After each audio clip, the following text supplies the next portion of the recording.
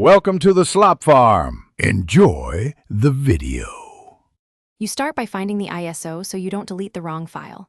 Open File Explorer and search for *ISO across this PC. That pinpoints all ISO files. Once done, check folder paths like Downloads, Desktop, and any external drives. This explains where it may have landed. Make sure to look at the file size. Windows 10 ISOs are usually several gigabytes, so size confirms identity. If you plan to keep a copy, now is the time to move it to a backup drive.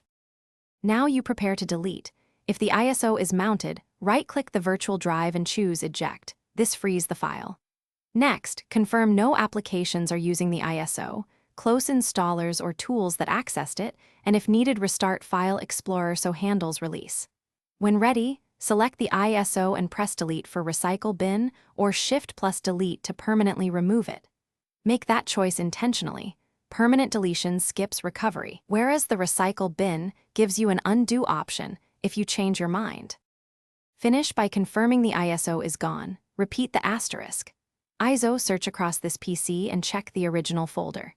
If deletion fails, give disk cleanup a try or open an elevated command prompt and run del/fc /path to /Windows 10.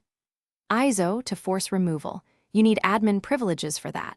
If the file remains locked, reboot and try again, or boot to safe mode to delete it safely. One key troubleshooting tip: check permissions.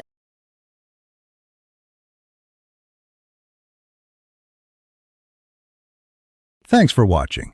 Consider subscribing if we helped you today.